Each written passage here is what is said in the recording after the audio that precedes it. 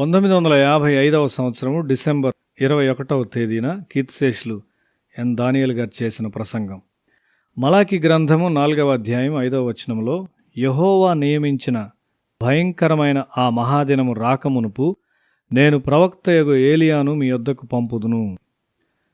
బాప్తిస్మిచ్చు యోహాను ఆ ఏలియా. యేసు రాకను గూర్చి ప్రకటించుటకు యేసుకు ముందుగా ఏలియా వచ్చాడు. ఏలియా యొక్క ఆత్మతో అతడు వచ్చాడు. అతడు బోధించినప్పుడు ప్రజలు వణికారు. అతడు ఒక సాధారణ జీవితం జీవించి, మొరటు దుస్తులు ధరించి, అరణ్యములో లభించు చాలా సామాన్యమైన ఆహారమును భుజించాడు. అతడు యోర్దాను నదీ ప్రాంతముల్లో జీవించాడు.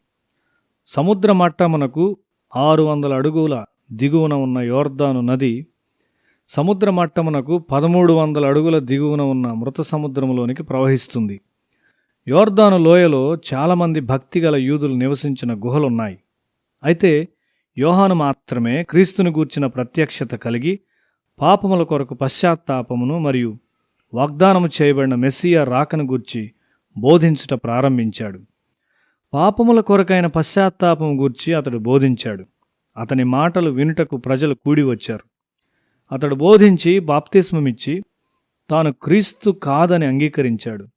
తాను మెస్సియా కొరకు మార్గమును సిద్ధపరచు, అరణ్యములోని ఒక స్వరము మాత్రమే అని చెప్పాడు. అతడు యేసును చూచినప్పుడు లోకపాపమును మోసుకొని పోవు దేవుని గొర్రెపిల్లగా ఆయన గుర్తించాడు. యోహాను బోధించుట ద్వారా ప్రజలు పురికొల్పబడినప్పుడు యేసు ప్రత్యక్షమయ్యాడు. ఎప్పుడైతే భక్తి దిగజారుతుందో అప్పుడు కుటుంబం విచ్ఛిన్నమవుతుంది. కుటుంబంలోని ఐక్యపరచు ప్రేమ మరియు క్రమశిక్షణ తప్పినప్పుడు పిల్లలు తల్లిదండ్రులకు వ్యతిరేకముగా లేస్తారు. కుటుంబాలు నాశనం చేయబడతాయి. పాత నిబంధన మరియు నూతన నిబంధన మధ్యనున్న 400 సంవత్సరముల కాలములో యూదా మతము చాలా ఎదిరింపులను అనుభవించింది.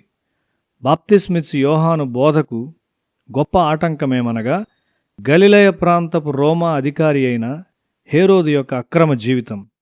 బహిరంగంగా పాపములో జీవిస్తూ యూదా మతాన్ని ప్రోత్సహించువానిగా సునగోగులను కట్టించు నటించాడు. యోహాను ధైర్యముగా వెళ్ళి ఈ పెద్ద మనిషిని గద్దించాడు. దాన్ని బట్టి అతడు చెరసాల్లో వేయబడి చివరకు మరణశిక్షణ సైతం పొందాడు. అయితే ఈ గద్దింపు యొక్క ప్రభావమును దేశమంతా అనుభవించింది.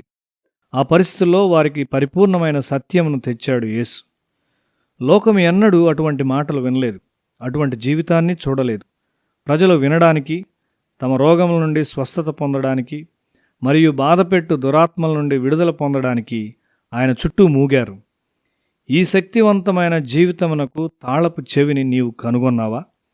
నూతన జీవితం యొక్క సూత్రమును మరియు పునరుత్థానం యొక్క శక్తిని యేసు మనలో పెట్టునుగాక.